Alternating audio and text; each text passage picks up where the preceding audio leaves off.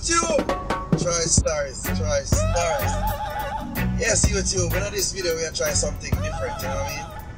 You know, we are trying some new style, you know? We can't make my viewers them get too boring, you know what I mean? Can't make my videos them be so predictable, you know what I mean? So, I'm trying something different, something new. So I want you guys to let me know what you feel about this setup, you know what I mean? This is it. This video is basically, I'm going to talk about the company that I'm working for right now, which is the Flatbed company. Hopefully you guys can hear me because I know there's a lot of noise in my surrounding right now. You know what I mean? Because the Ilan Valley, up and down and round and bend, you know, these roads remind me of Jamaica Road. Up and down and...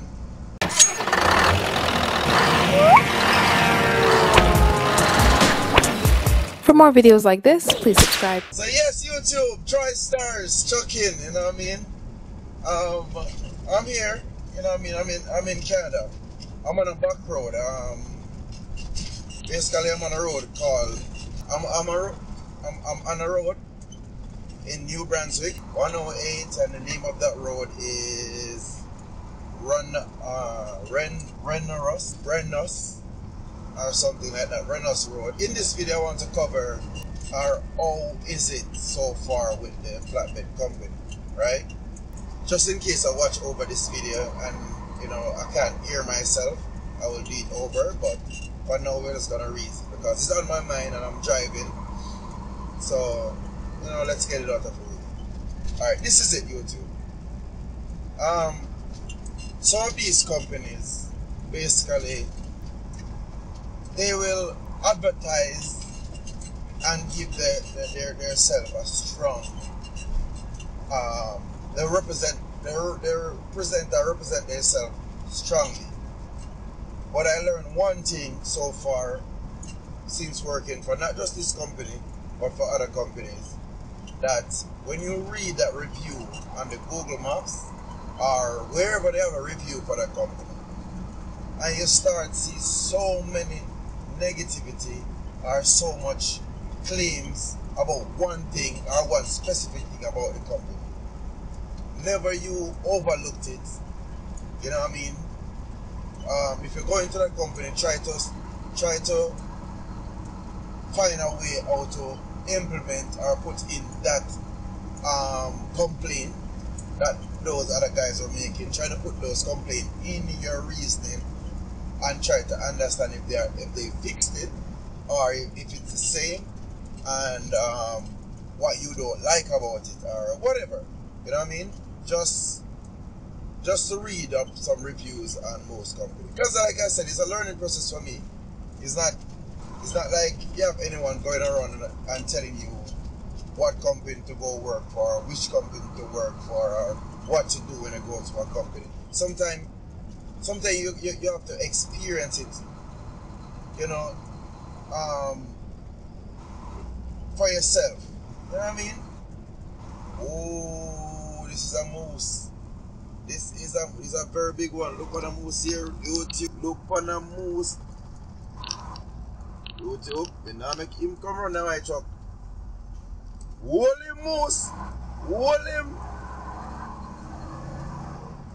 Yeah, so you have to drive and pay attention to the street because across him or she was about to cross the street.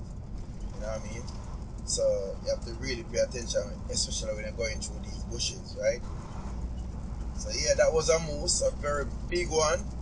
Didn't have any horns still, so you know, in the reach of the old stage, or maybe it's a female. So that's it. So this is it. Like I said before, most of these companies represent themselves very well, you know what I mean, in terms of advertisement or promotions or whatever, how them put themselves out there for you to acknowledge them or for them to get the attention that they're looking for. This is it, YouTube. This company, I mean, it attracted me from by the money. Yeah, it was the money that really attracted me. It was the scent per mile. You know what I mean? And that caused me to overlook certain things that wasn't a factor in most companies. Well, let me rephrase that. Wasn't a factor in similar companies, because I asked the question, and what I'm basically talking about is when you hear a percentage, or when the company said they don't pay percentage, percentage, or they pay mile, right?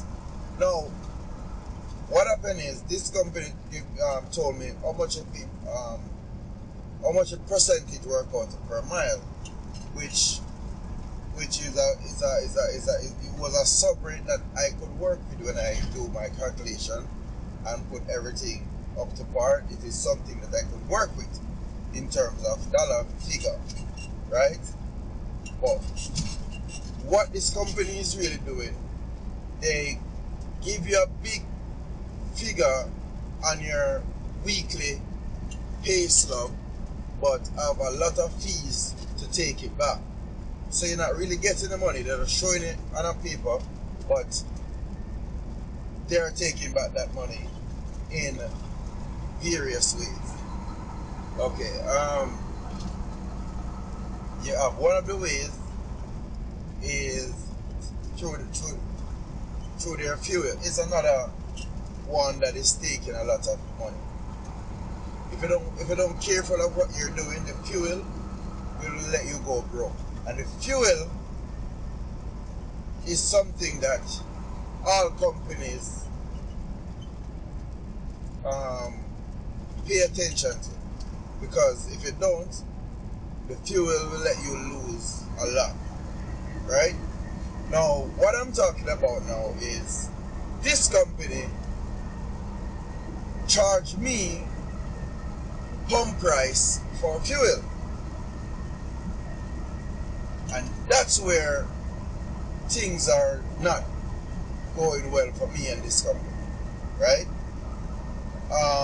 Fuel surcharge, they claim it is in the price, but it is not, based on the amount, based on a lot of things. You know what I mean?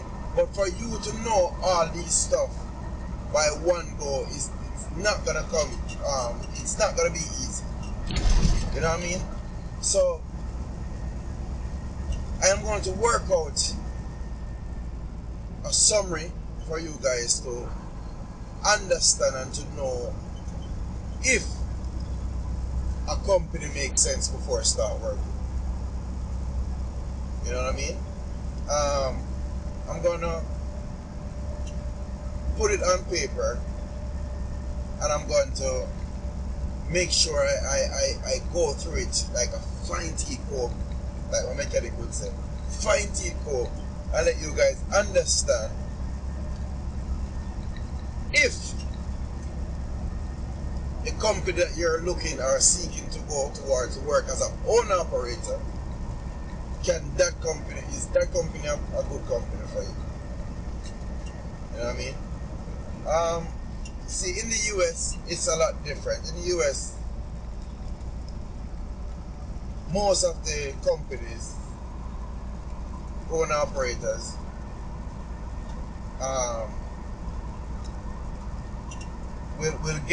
will get a good rate, or base rate, or good percentage of the fuel surcharge. Some of those companies do it a bit different, and also do it a bit fair. Some companies in Canada do that fairness when it comes to fuel and their own operators. Some companies do it right. You know what I mean?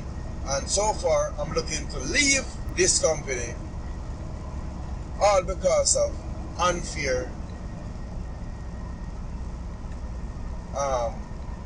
dealings. You know what I mean? I already explained to you guys, I don't work for free. Freeness is not in the game. You know what I mean? I have my truck to deal with. You know what I mean? I have my maintenance, I have bills, I have everything. And I can't work for a company that is want it all. You know what I mean? I mean, all I'm drawing for that company is their trailer, and they cover insurance, you know. But in spite of that, when I look at my pay stub weekly, I'm giving by the company like $2,500 or $2,300 every week. You know what I mean? And I have to pay fuel. I have to pay pump price for my fuel. It's not making. It's not working. It's not making any sense. You know what I mean? I can see where I spoke to the manager. You know what I mean? I told him, listen, this is not looking right. You know what I mean?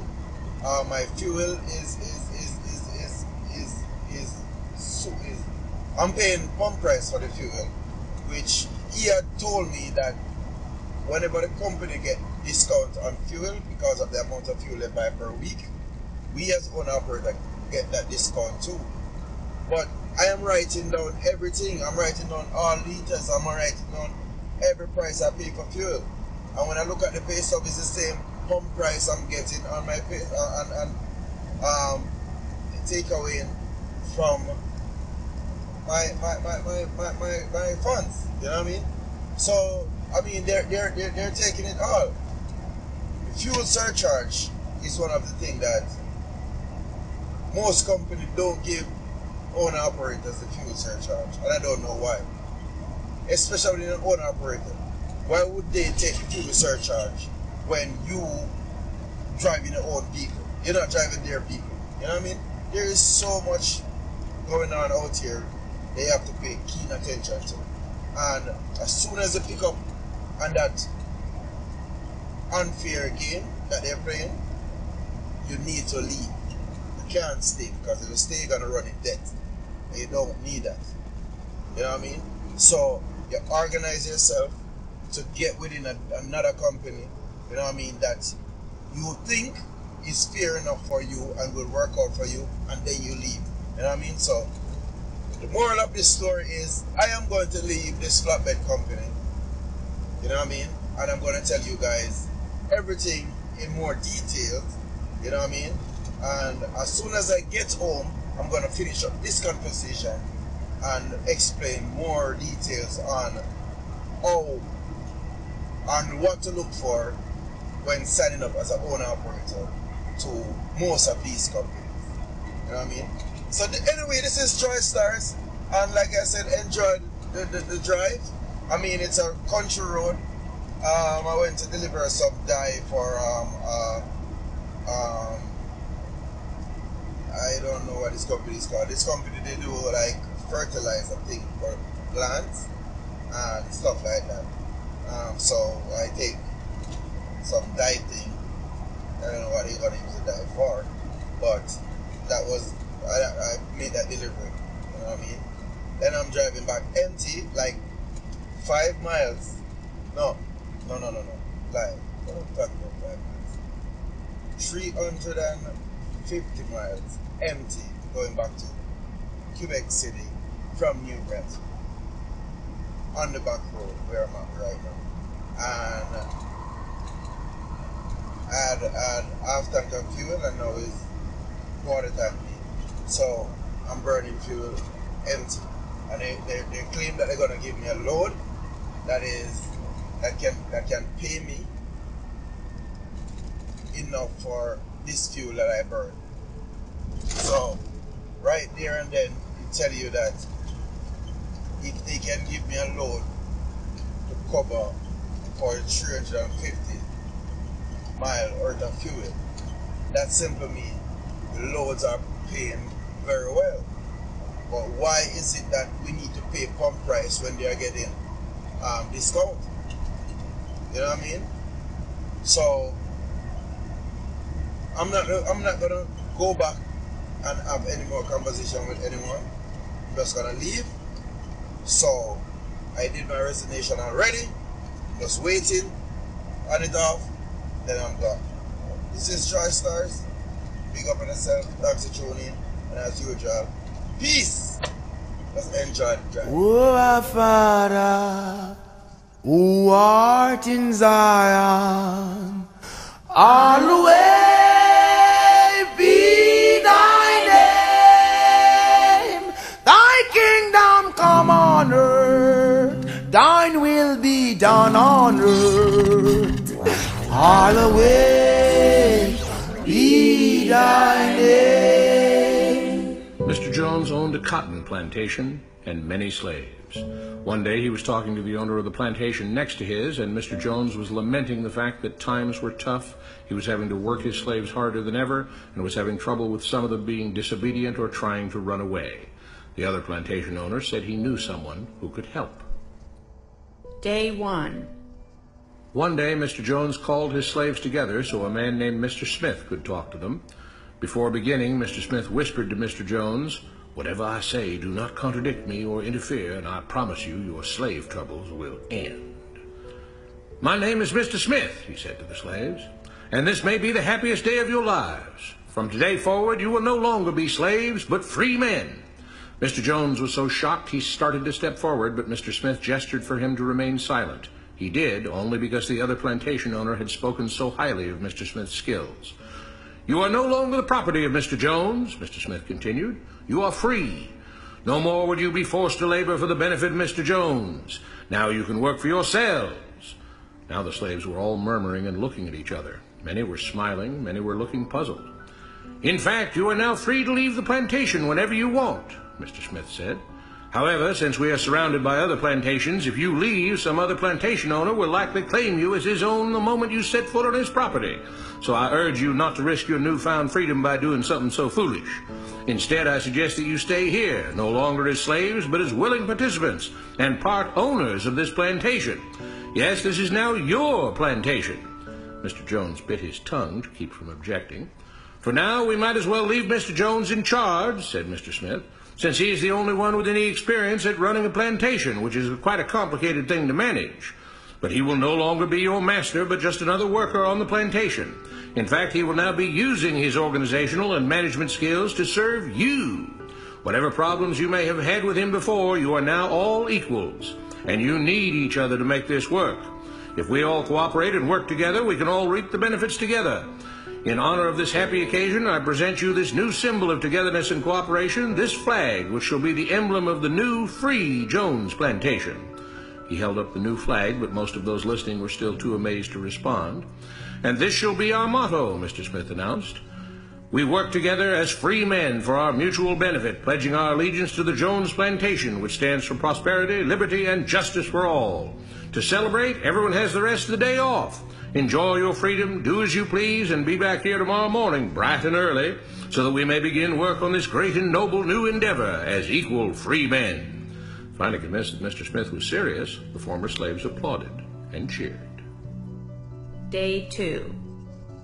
"We all want this plantation to do well," Mr. Smith said at the beginning of the next meeting, "so we can all share in the benefits. We all know that it takes a lot of effort to make a cotton plantation work.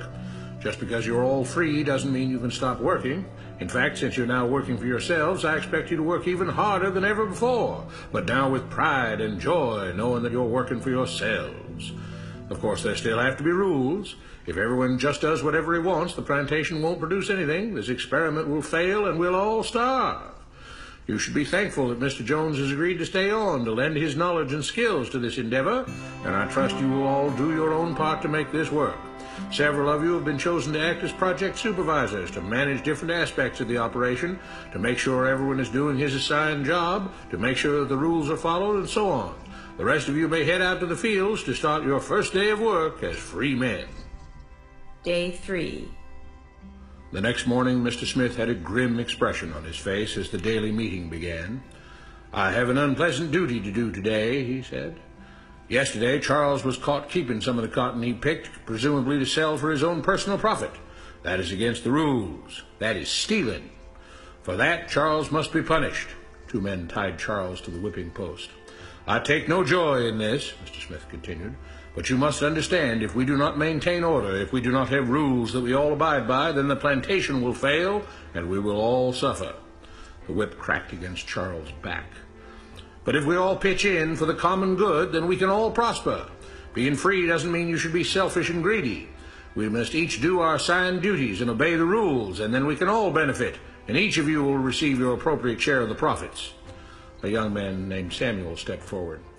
But if you and Mr. Jones decide the rules and whip us if we disobey, how is that any different from what we had before? How can you say that? Mr. Smith asked. I'm shocked. You were a slave before, and now you're free. Things still need to be managed and organized by those best qualified to do so. Do you know how to run a plantation, Samuel? Well, no, he answered. But if we're free, why do we get no say in what the rules are and how things work? I'm surprised at your ingratitude, Mr. Smith answered. None of you know how a plantation is run, so you're in no position to be making decisions about how things are done here. You don't seem to appreciate all the things that Mr. Jones provides for you, from protecting you from all the outside threats you know nothing about, those who would come here, capture and enslave you, if not for Mr. Jones' protection, to making sure that you all have food and housing, tools to work with, that you're cared for when sick and injured, and so on. There wouldn't be a plantation at all, no cotton to pick, no land to plant and harvest, if not for him. You should be grateful that he's made possible the level of comfort you now have. Your lives would be far worse if not for him. Nevertheless, as free and equal participants in this endeavor, from now on at each meeting, any worker may have 2 minutes to ask questions or voice suggestions or complaints. With that, the workers all seemed satisfied and headed out again to the fields to pick the cotton. Day 4. I have a big announcement, Mr. Smith said as the daily meeting began. Mr. Jones' cousin is here, and not just to visit and see how our project is coming along. It has been decided that from now on, you will be deciding who will manage the plantation.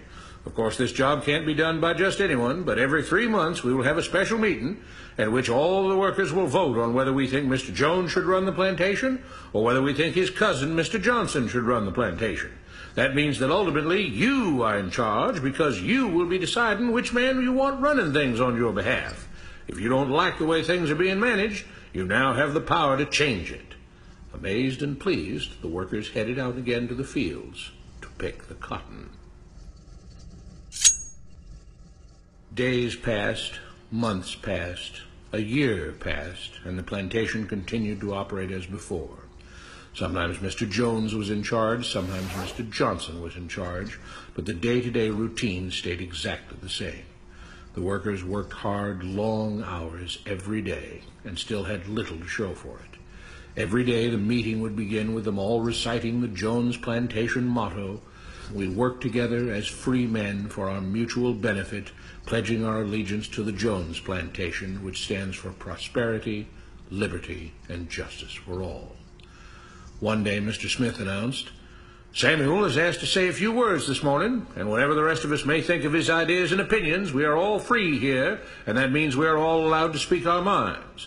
So, Samuel, you have 2 minutes. Begin."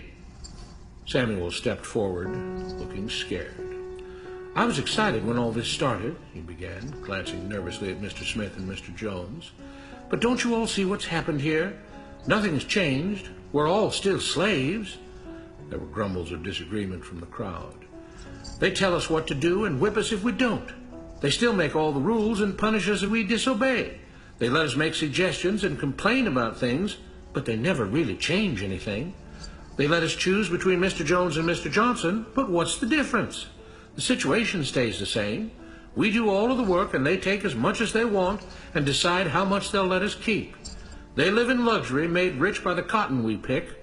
We do all the work and have to build our own huts, grow our own food, and take care of ourselves.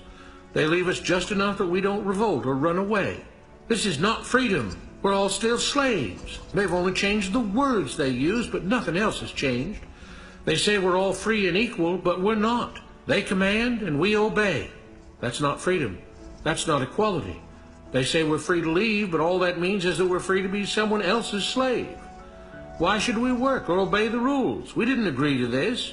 They made the system. They forced it on us. They control and rob us and call it freedom. They've deceived you into thinking that being able to choose which slave master you'll work for is the same as being free. It's not. Open your eyes. If you keep what you produce, they call it stealing. When they take what you produce, they call it sharing and fair distribution. Can't you see that this is all? Your time is up, Samuel, Mr. Smith announced calmly. At his gesture, 2 supervisors grabbed Samuel by the arms and led him to the whipping post. "I'm sorry, Samuel, but you've broken the rules. There are rules against encouraging others not to work and encouraging others to break the rules. You're only hurting all of us with your discontentment and your complaining and your disobedience." The whip fell and Samuel let out a grunt. "Without rules, without order, all would be lost. Without law, there would be chaos. We can't just behave as wild animals, each doing whatever he pleases. We must all follow the plan and all do our duty for the betterment of everyone. And those who do not must be punished." The whip fell again and blood flowed freely from Samuel's back. "Samuel, it is you who are stealing from the others. When you don't do your assigned work, you are making more work for others. When you disobey the rules, it is you who are endangering the future of everyone else here. You are the thief. You are the criminal. You are the one trying to destroy the arrangement that keeps us all safe and prosperous." At every lash of the whip, the other workers cheered louder and louder, some yelling curses at Samuel. "Being spoiled and selfish, you complain about everything, talking as if you're oppressed. But you are the one ruining things. You are the one keeping us from being all we could be. It is your greed and your rebelliousness that is hurting all of us. They all play by the rules," Mr. Smith said, gesturing at the others. "What makes you think that you don't have to? You think you're above the law?" There were loud yells of agreement as the whip fell again. "We must maintain order," Mr. Smith proclaimed. "To make this plantation great, to make it so that we can all be happy and prosperous, to have the society we want, there have to be rules. We all have to contribute our fair share to this great endeavor, and we cannot tolerate actions and attitudes that seek to undermine the amazing things that together as free men we have achieved and will continue to achieve." Mr. Jones was smiling as he gave Mr. Smith a pat on the back. The crowd was cheering so loudly that none of them had noticed that Samuel had died. What you have been taught about government and politics is no more accurate or reasonable than what Mr. Smith taught the slaves. If you're ready to look through the veil of rhetoric and propaganda to see the reality beneath, get a copy of The Most Dangerous Superstition. It will change the way you see the world. For more videos like this, please subscribe.